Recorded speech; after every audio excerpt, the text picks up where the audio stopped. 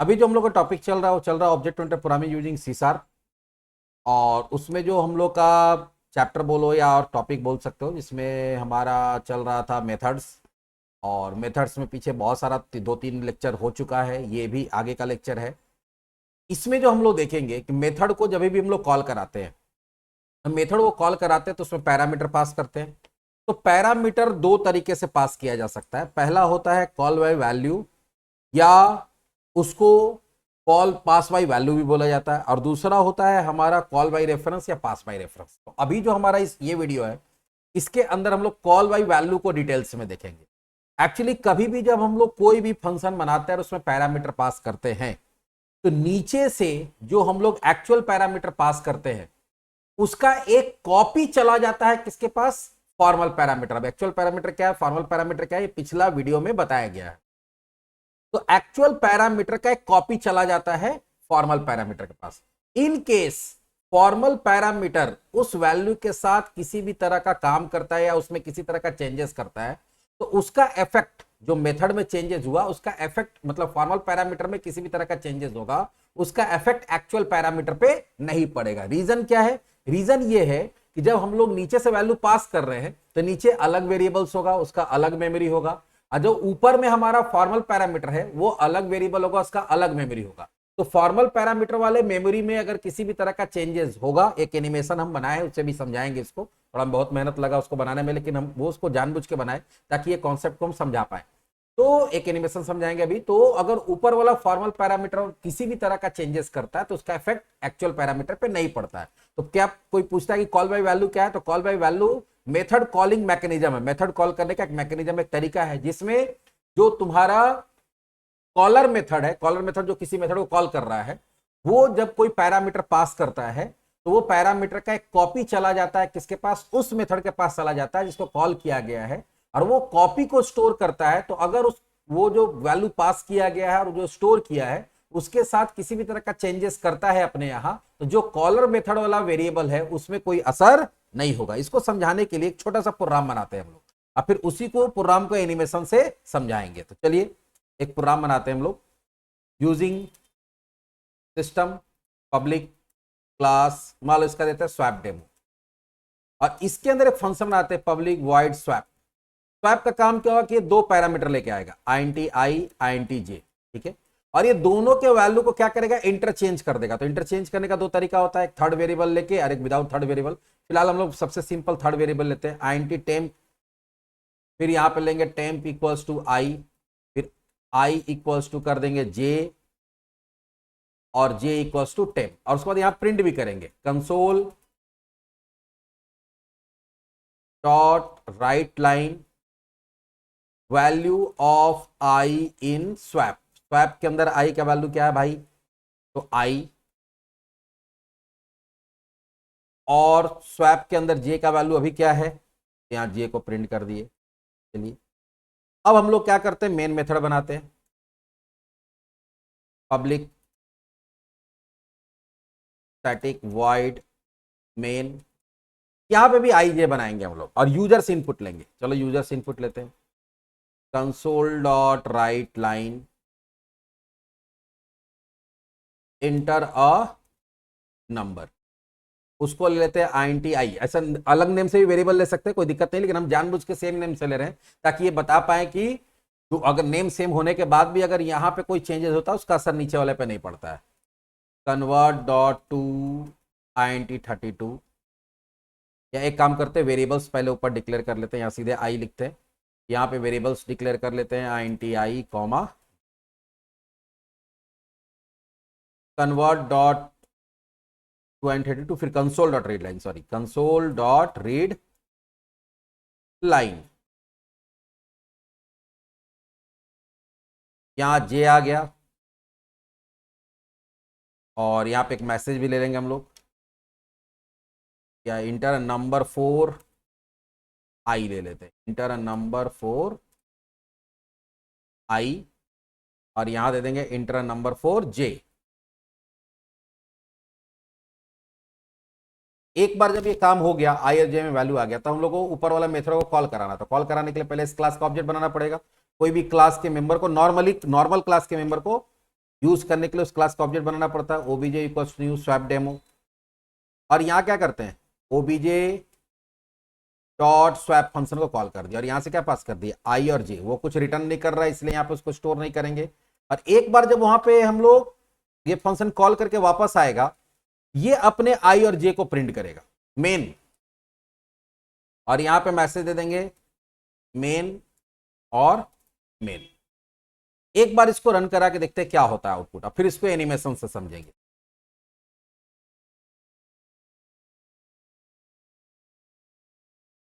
Call by value demo dot C S.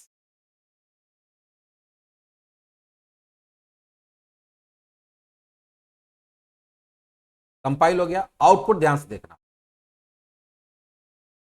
हमसे value मांगा, हम दिया 10 और 20। अब देखो हम लोग आई के लिए वैल्यू डालते 10 20, लेकिन स्वैप में देखो आई का वैल्यू क्या दिख रहा है 20 या 10, मतलब तो वहां पे तो वैल्यू स्वैप हो गया। स्वैप का मतलब क्या होता है, इंटरचेंज होना।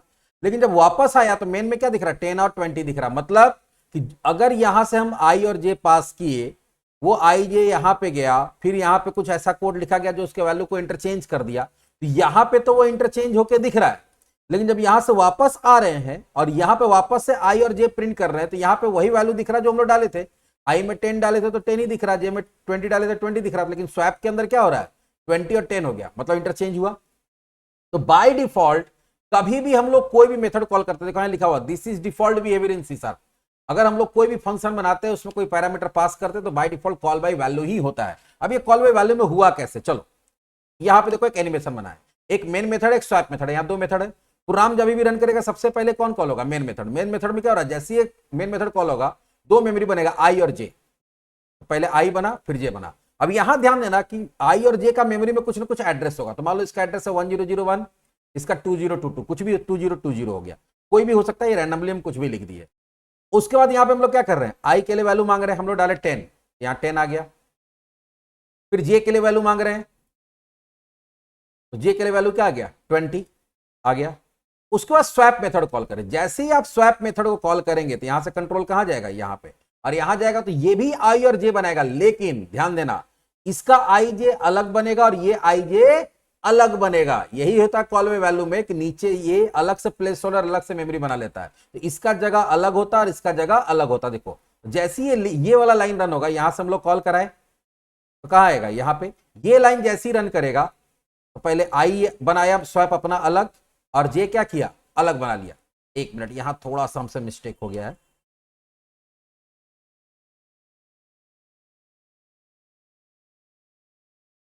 अब अगर ध्यान से देखोगे, ये आई बनाया 10 ले लिया 20 ले लिया, स्वैप मेथड कॉल हुआ तो ये आई बनाया जे बनाया। अब ये और आई और जे बन रहा है, इसका एड्रेस अलग है, इसका एड्रेस अलग है, मतलब मेमोरी में 4 वेरिएबल बन गया। दोनों दो आई नेम से, दो किस नाम से बना, जे, लेकिन सबका एड्रेस क्या है, अलग अलग है। अब क्या होगा कि जैसी फंक्शन कॉल होता, तो हम लोग क्या बताएं शुरू से ही कि आई का वैल्यू जाके यहां पे कॉपी होगा और ये का वैल्यू जाके कहां कॉपी होगा, यहां पे। मतलब आई वाला आई में कॉपी होगा, देखो ये वाला वैल्यू जाके यहां कॉपी हो गया, और जे वाला वैल्यू जाके कहां कॉपी हो गया, यहां। तो अब इसमें भी आई है, इसमें भी 10 है, इसमें भी 20 है, इसमें भी 10 है 20 है, लेकिन दोनों का मेमोरी क्या है, अलग अलग है। स्वैप के लिए आई जे अलग है और मेन के लिए आई जे अलग है। तो कॉल बाय वैल्यू में हुआ कि अपना वैल्यू दे दिया, ये क्या दिया, अपना वैल्यू दिया, कॉपी चला गया। ये इसका एड्रेस अलग, इसका एड्रेस अलग, इसका एड्रेस अलग, इसका एड्रेस अलग है। जैसे मान लो, एक सिंपल समझाते हैं तुम लोग को, कि मान लो तुम कहीं पे गए एडमिशन लेने के लिए, और वहां पे बोला कि ठीक है अपना मार्कशीट का फोटो कॉपी जमा करो, जिसको जेरोक्स आप लोग बोलते हैं बहुत लोग। आप जेरोक्स जमा कर दिए तो ओरिजिनल तो आप ही के पास रह गया ना, जेरोक्स उसको दे दिए। अब वो जेरोक्स फाड़ दे, कुछ भी करे, तो वो तो अलग कॉपी है ना। अगर वो जेरोक्स या फोटो कॉपी को फाड़ देता है तो उसका क्या इफेक्ट तुम्हारा ओरिजिनल पे होगा, नहीं होगा ना। तो वही चीज यहां हो रहा है कि यहाँ पे अलग मेमोरी, यहाँ अलग मेमोरी। अब यहां से जब डेटा इसको दे दिया, तो अब यहां पे ये कोई भी चेंजेस करेगा उसका असर यहां नहीं पड़ेगा, यहां अलग मेमोरी है। देखो अब यहां पे अंदर जाएगा, सबसे पहले क्या कर रहा है, टेम्प बना रहा है। देखो एक टेम्प बन गया। उसके बाद हम लोग क्या लिखे, temp equals to I, temp में आई का वैल्यू डाल दो, तो आई का वैल्यू क्या था 10, वो टेम्प में चला गया। उसके बाद हम क्या बोल रहे हैं, आई में जे का वैल्यू डालो, आई में किसका वैल्यू आ जाएगा, जे का। जे का वैल्यू यहां आ गया, यहां पे भी 20 रहेगा, लेकिन हम हटा दिए उसको जानबूझ के। यहां 20 आ गया, तो आई में किसका वैल्यू आ गया, जे का। अब देखो ये सारा काम कहां हो रहा है, ये सारा काम हो रहा है स्वैप में। तो स्वैप का में जो भी काम कर रहे हैं, वहां आई जे किसका यूज होगा, स्वैप का जो अपना मेमोरी है उसका वाला आई जे का काम होगा, मेन वाला का नहीं होगा, ठीक है। फिर जे में किसका वैल्यू डाल दे रहे हैं, टेम्प में, टेम्प का, तो टेम्प का वैल्यू 10 है तो वो कहां चला जाएगा, जे में। उसके बाद हम लोग क्या प्रिंट कर रहे हैं, आई और जे का वैल्यू स्वैप में, तो आई का वैल्यू स्वैप में क्या मिलेगा, स्वैप जब अपना प्रिंट करेगा तो आई का वैल्यू 20 मिलेगा, और स्वैप जो अपना जे का वैल्यू प्रिंट करेगा तो 10 मिलेगा। तो यहां पे तो इंटरचेंज हो गया। यहां से जब वापस आएगा नीचे, इसके बाद यहां पे आएगा तो बोल रहा भैया क्या कि आई और जे का वैल्यू प्रिंट करे, लेकिन ये प्रिंट कौन कर रहा है, मेन। तो मेन अपना आई और अपना जे का वैल्यू प्रिंट करेगा, तो अपना आई का वैल्यू क्या 10 और अपना जे का वैल्यू क्या 20। मतलब यहां पे कोई चेंजेस हुआ मेथड के अंदर तो उसका असर यहां पे नहीं हुआ। यहां पे तुम्हारा कॉलर मेथड कौन है, जो कॉल करा रहा है मेन, और कॉल कौन हो रहा है, स्वैप। तो एज पर द रूल हम क्या बताए थे कि अगर एक्चुअल पैरामीटर पास किया जाता है किसी फॉर्मल पैरामीटर में, और अगर फॉर्मल पैरामीटर में किसी भी तरह का चेंजेस होता है जो कि यहां पे हुआ, इंटरचेंज हुआ, तो उसका इफेक्ट एक्चुअल पैरामीटर पे नहीं पड़ता। तो बात सही है। देखो यहां पे हम लोग स्वैप किए, उसका असर यहां पे नहीं पड़ा। क्यों नहीं पड़ा, क्योंकि दोनों का मेमोरी सेम टू सेम है। अब अगर थोड़ा सा इसको रियल लाइफ एग्जांपल हम समझाए, अगर थोड़ा बहुत कंफ्यूजन बचा हुआ होगा तो जनरली क्या होता है कि हम बहुत सारे स्टूडेंट्स को एग्जांपल देते हैं कि इन केस मान लो जो मेरे पास पढ़ रहे हैं, बहुत सारे ऐसे बच्चे आते हैं जो 12th के एग्जाम दे के आते हैं, बोलते हैं सर मेरा बीटेक में एडमिशन हो जाएगा, या जो भी है 2-3 महीना बाद मेरा एडमिशन होना है, और इसलिए मुझे 2-3 महीना टाइम है, तो सी पढ़ा दीजिए, C++ पढ़ा दीजिए, C# पढ़ा दीजिए, जावा पढ़ा दीजिए, कोई एक पेपर पढ़ने चला आया।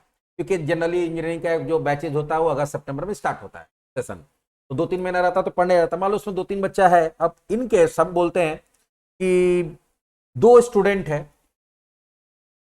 दोनों दोस्त है, हम बोले कि मान लो तुम लोग दोनों का एक ही कॉलेज में एडमिशन हो गया, एक ही जगह चला गया, और इन केस कॉलेज में तुमको हॉस्टल नहीं मिला, तो तुम लोग दोनों का पेरेंट डिसाइड किया कि एक काम किया जाए, दोनों को अलग रूम लेके दे दिया जाए। तुम लोग दोनों गए, कहां चले गए, जहां पे भी तुम्हारा कॉलेज है, और वहां हॉस्टल कॉलेज के बाहर कहीं पे जो ए नाम का स्टूडेंट वो अपना अलग रूम ले लिया, बी नाम का अपना अलग रूम ले लिया, दोनों अपना अपना बेड लगाया उसमें खरीद के, अपना स्टडी टेबल लगाया, हो सकता है थोड़ा बहुत मनोरंजन करना तो दोनों अपना रूम में टीवी लगा लिया, अपना फैन लगा लिया, और भी कुछ हो सकता है, लैपटॉप हो गया दोनों का अलग अलग, और भी जो एम्यूनिटीज अगर आपको मैंने फ्रिज लगाई है जो भी है, सब अपना अपना दोनों खरीद के अलग अलग लगाया। अलग अलग लगाया मतलब क्या हो गया कि ये मेमोरी अलग है, तुम्हारा रूम अलग है और उसका रूम अलग है, ठीक है। यहां पे रखा हुआ सामान अलग जगह पे है, यहां पे रखा हुआ सामान अलग जगह पे है। अब इन केस किसी दिन बी नाम के स्टूडेंट को कुछ फ्रस्ट्रेशन हुआ और वो गुस्सा में आके अपने रूम में सामान तोड़फोड़ कर दिया, तो अपने रूम में सामान तोड़फोड़ करेगा तो क्या उसका इफेक्ट दूसरे वाले के रूम में पड़ेगा, नहीं ना, दोनों का तो सेपरेट है रूम। तो अगर तुम अपने रूम में कुछ भी करोगे तो उसका असर यहां पे नहीं पड़ेगा। तो वही चीज यहां पे भी हुआ कि यहां पे अगर क्या है कि इसका आई जे का मेमोरी अलग है, इसका आई जे का मेमोरी अलग है, दोनों का रूम अलग अलग है, ये अपने रूम में कोई भी चेंजेस कर रहा है तो उसका असर यहां पे नहीं हो रहा। तो यही होता है कॉल बाय वैल्यू। और बाय डिफॉल्ट सी शार्प में जितना भी मेथड अभी तक हम लोग बनाए उसमें कॉल बाय वैल्यू या पास बाय वैल्यू ही हो रहा था। अब अगला जो टॉपिक हम लोग देखेंगे अगले वीडियो में वो देखेंगे call by reference. Call by reference में क्या होता है कि ऐसा नहीं होता है। कॉल बाय रेफरेंस में ये होता है कि दोनों जो लड़का अलग अलग रूम लिया, दोनों लड़का अलग अलग रूम ना लेके एक ही रूम लेता है, ठीक है, एक ही रूम को शेयर करता है और दोनों सामान खरीद के लाता है, मान लो आधा आधा पैसा लगाया सारा सामान लेके आया, तो उससे क्या होगा कि दोनों अगर एक ही रूम को शेयर कर रहा है और एक फ्रस्ट्रेशन में कुछ तोड़फोड़ करता है तो उसका इफेक्ट क्या होगा, दोनों जगह होता है। कॉल बाय रेफरेंस एक ऐसा मैकेनिज्म है जहां पे आप जब वैल्यू ना पास करके आप एड्रेस पास करते हैं, रेफरेंस पास करते हैं और उस पर काम होता है। तो वो हम लोग अगले वीडियो में डिटेल्स में देखते हैं, ठीक है। उसके लिए भी हमको एक एनिमेशन बना के समझाएंगे आपको, तो समझ में आ जाएगा। तो चलिए मिलते हैं नेक्स्ट टॉपिक में जो कि हमारा होगा कॉल बाय रेफरेंस। ये भी हम लोग क्या देखें, कॉल बाय वैल्यू।